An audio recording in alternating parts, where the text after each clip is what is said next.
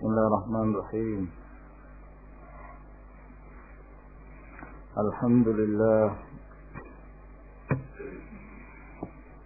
hamdan katsiran thayyiban mubarakan fihi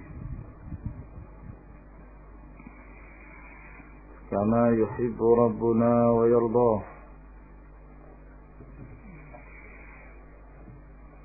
La ilaha illallah wahdahu la syarika lah wa asyhadu anna Muhammadan abduhu wa rasuluh sallallahu alaihi wa ala alihi wa ashabihi wa sallama tasliman katsira. Amma ba'd, kita masih dalam pembahasan al-isti'adzah, bahwa meminta perlindungan terbagi menjadi beberapa hukum. Ada yang berupa ibadah yang diperbolehkan, bahkan dianjurkan, dan ada pula yang berupa syirik, yaitu bila dipalingkan dari Allah Subhanahu wa ta'ala apa-apa yang tidak mampu makhluk untuk melakukannya. Kemudian kita telah menyebutkan pula poin yang keempat, yang hukumnya boleh, yaitu meminta perlindungan kepada makhluk dengan sesuatu yang boleh untuk berlindung diri dengannya dari kalangan manusia atau tempat-tempat tertentu yang diperbolehkan. Dan dalam hal inilah yang disebutkan oleh Rasulullah sallallahu alaihi wa ala alihi wasallam berkenaan tentang hadis fitan, man tasharrafa laha tastashrifuh. Barang siapa yang menengok fitnah itu, yang berusaha mengikuti fitnah itu, maka fitnah itu akan menjerumuskan dia, menarik dia untuk jatuh ke dalamnya. Dan barang siapa yang mendapatkan tempat untuk berlindung diri dari fitan, maka falya'udh, hendaklah dia berlindung diri dengannya. Muttafaqun alaih, diriwayatkan oleh Bukhari dan Muslim. Wa qad bayyana sallallahu alaihi wa ala alihi wasallam hadzal malja'a wal ma'az. Dan Nabi sallallahu alaihi wa ala alihi wasallam telah menjelaskan, ya, apa yang dimaksud dengan tempat berlindung itu, al-malja' atau al-ma'az. Apa yang dimaksud dengan tempat perlindungan? Biqaulihi, dengan sabda Rasulullah sallallahu alaihi wasallam, faman kana lahu ibilun falyalhaq bi iblihi. Barang siapa yang mempunyai unta, maka hendaklah dia mengikuti untanya. yakni barang siapa yang memiliki tempat di pedalaman jauh dari keramaian manusia, maka hendaklah dia ke sana cukuplah mengembala jadi kehidupannya, jauh dari fitan yang akan merongrong agamanya. Ya, al-haditsu rawahu Muslim. Dan di dalam bab inilah yang disebutkan pula oleh Rasulullah SAW, yushiku an yakuna khayra malil muslim ghanamun yadba'u biha sya'afal jibal wa mawaqi'al qatar yafirru bididihi minal fitan. Ya, akan muncul zaman nanti yang harta terbaiknya seorang muslim adalah kambing yang dia mengembala menjauh dari fitnah. Nah, di dalam hadis ini yang menjadi syahid adalah pernyataan Rasulullah, man wajada malja'an ma'adzan, barang siapa yang mendapati tempat berlindung. Nah, maksudnya adalah perlindungan dari fitnah, menjauh dari fitnah, terhindar dari fitnah, fitnatul dunia, fitnatul syahwat, fitnatul syubuhat. Wa fi sahihihi aida, dan di dalam sahihnya juga, an Jabir radhiyallahu anhu, dari Jabir radhiyallahu ta'ala anhu, anna imra'atan min Bani Makhzum saraqat, bahwa ada seorang wanita dari Banu Makhzum. Wanita ini mencuri. Ya. Saraqat. Fa'ata biha Nabi sallallahu alaihi wasallam, maka Rasulullah sallallahu alaihi wasallam pun mendatanginya. Ya, ini untuk apa? Untuk dieksekusi tangannya, untuk dipotong karena ketahuan dia mencuri. Nah, ketika akan dipotong tangannya, fa'adat bi Ummi Salamah, dia minta perlindungan, dia berlindung pada siapa? Ummu Salamah, karena beliau istrinya Rasulullah SAW.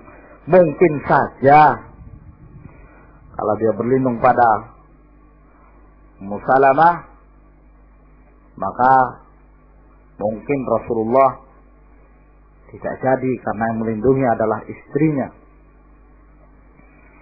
Nah, ketika dia berlindung pada Ummu Salamah, ya tentunya Ummu Salamah berusaha untuk melindungi dia. Lalu Rasulullah sallallahu alaihi wasallam menyatakan, "Lau kanat Fatimatu saraqat laqata'tu yadaha." Kalaupun Fatimah anakku yang mencuri, kan kupotong tangannya. Akhirnya setelah itu dia diambil dan dipotonglah tangan wanita ini. Nah, riwayat Muslim. Di dalam riwayat yang lain, bahwa ketika wanita ini mencuri dan ketahuan, sebagian orang Quraisy itu merasa prihatin kalau ditegakkan hukum had kepada dia. Karena apa? Dia tergolong dari orang, ya istilahnya keturunan mulia lah, keturunan bangsawan. Nah, akhirnya mereka berusaha mencari gimana caranya agar wanita ini tidak dipotong tangannya. Ya, eman-eman kan, perempuan, mungkin juga cantik tapi mencuri. Nah, akhirnya cari-cari siapa kira-kira yang bisa melindungi dia. Yang mereka ketahui, Usama bin Zaid itu adalah hibbu Rasulullah, cintaannya Rasulullah SAW. Berlindung diri kepada Usama. Usama berusaha beri syafaat. Kata Nabi Sallallahu Alaihi Wasallam, binasanya orang-orang sebelum kalian dahulu, ya, ketika orang mulianya yang mencuri dimaafkan, ya. Tapi ketika yang mencuri itu adalah orang yang tidak punya nama, maka diberikan hukum had. Wallah, kalau sekiranya Fatimah mencuri, kan kupotong pula tangannya. Nah, yang menjadi syahid ya berlindung. Nah, dan tidak dihukumi oleh Rasulullah SAW musyrikah. Bukan boleh. Nah, hanya saja bukan pada tempatnya, karena melindungi orang yang berbuat mujrim.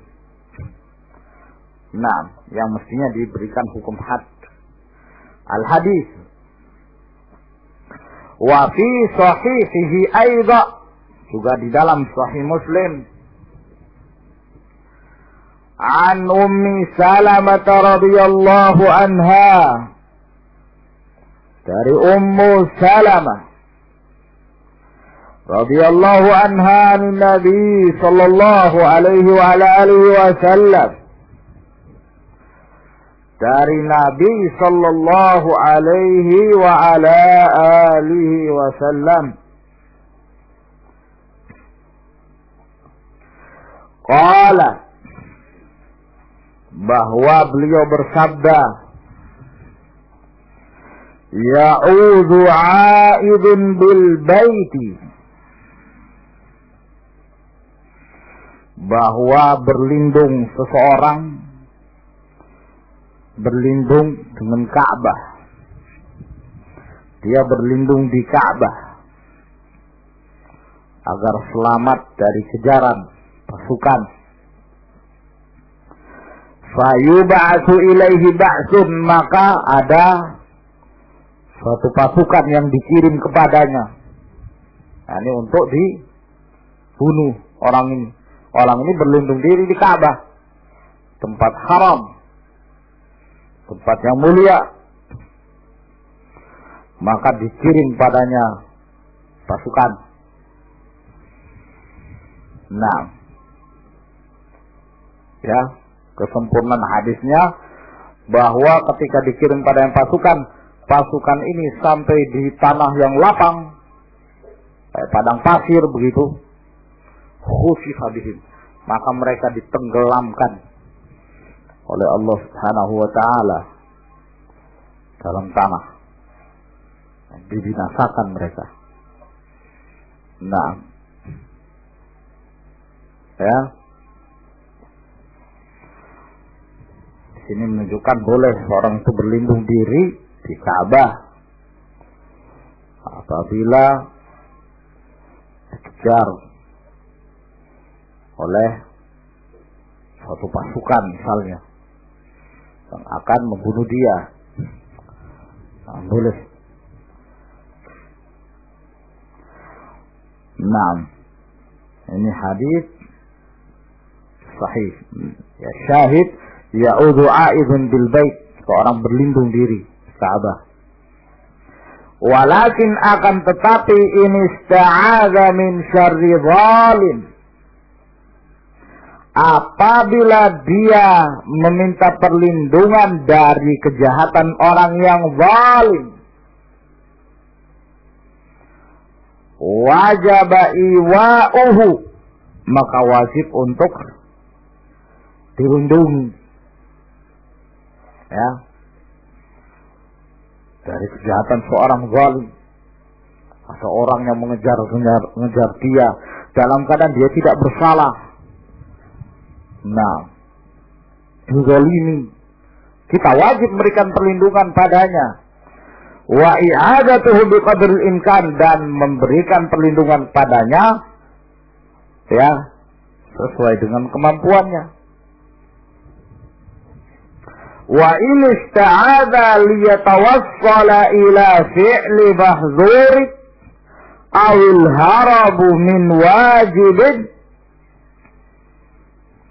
ya, akan tetapi kalau dia meminta perlindungan untuk dia bisa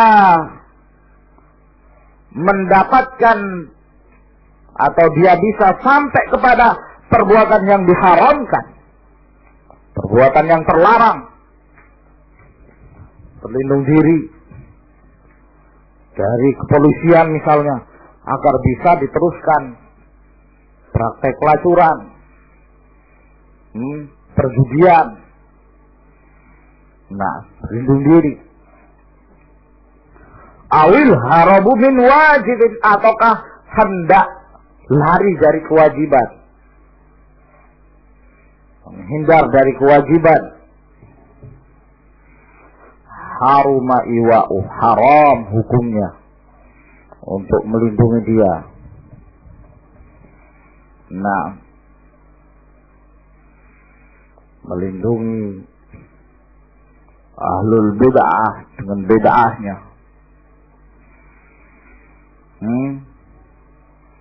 Di dalam riwayat Bukhari, Nabi SAW mengatakan, la'anallah man awa muhdisan.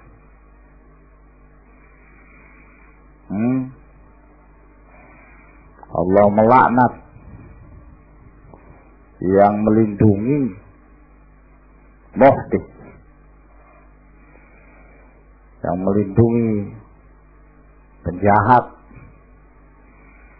ya, pelaku bid'ah. Naam. ثم قال المؤلف رحمه الله ودليل الاستغاثة قوله تعالى إذ تستغيثون ربكم فاستجاب لكم. قال ابن عثيمين رحمه الله الاستغاثة طلب الغوث. Yang dimaksud dengan istighatsah adalah meminta ghaus. Yang dimaksud dengan al-ghaus wa huwa al-inqadhu minasyiddati wal halak. Nah, yaitu berlepas diri, yakni terbebaskan dari kesulitan dan kebinasaan. Ini yang dimaksud dengan istighatsah. Jadi bukan yang dimaksud dengan istighatsah itu, ya, secara kumpul-kumpul.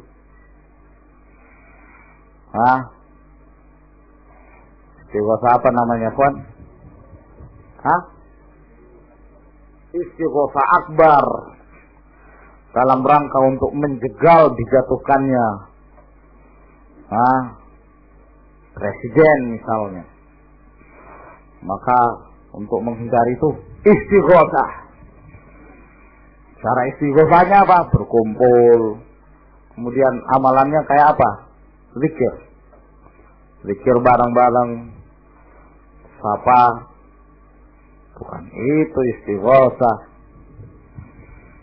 Nah, itu permainan politik dan bid'ah. Tapi yang dimaksud dengan istighatsah ketika seorang dalam keadaan kesulitan,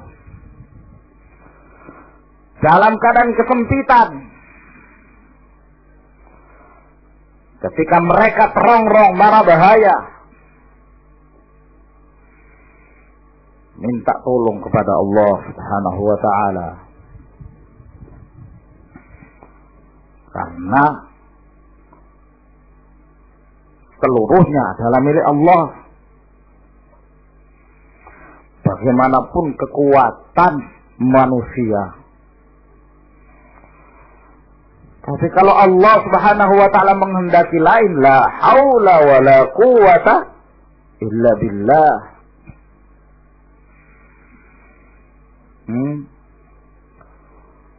bagaimanapun kesulitannya seseorang, jika Allah yang menyelamatkan dia, la haula wala quwata illa billah.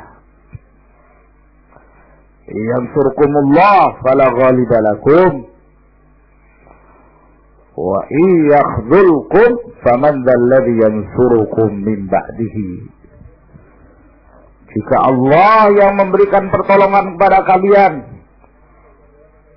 la ghaliba lakum, tidak ada satupun yang bisa mengalahkan kalian. Tidak ada siapapun. Apakah itu pasukan yang kuat, ataukah Amerika, ataukah ada Allah dari kalangan jin dan manusia? Kalau Allah yang memberi pertolongan, la ghaliba lakum, tidak ada yang bisa mengalahkan kalian. Nah, walaupun jumlah kalian sedikit, jumlah mereka besar. Walaupun persenjataan kalian sedikit, persenjataan mereka ribuan. Walaupun gizi kalian kurang, karena jarang makan yang bergizi, taunya tempe sama kacang panjang. Mereka makannya tiap hari daging, gizi, minum susu, badan kuat.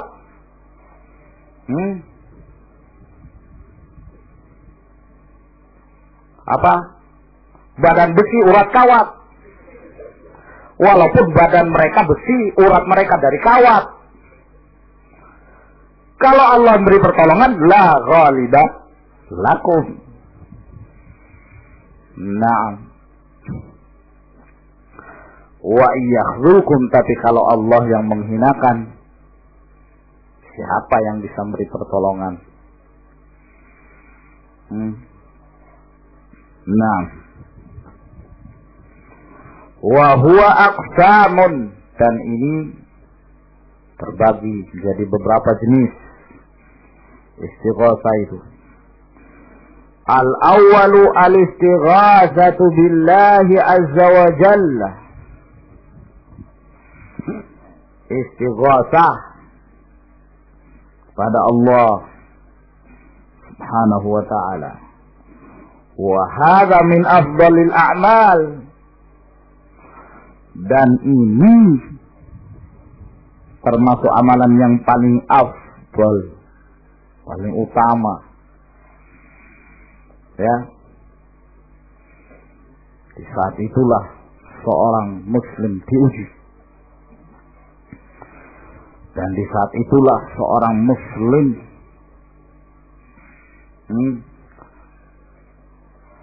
akan diimtihan keimanan wa akmaliha, dan paling sempurna. Wa huwa da'bur rusul wa atba'ihim, bahkan ini merupakan kebiasaan para rasul dan para pengikut mereka. Tidak henti-hentinya mereka beristighatsah.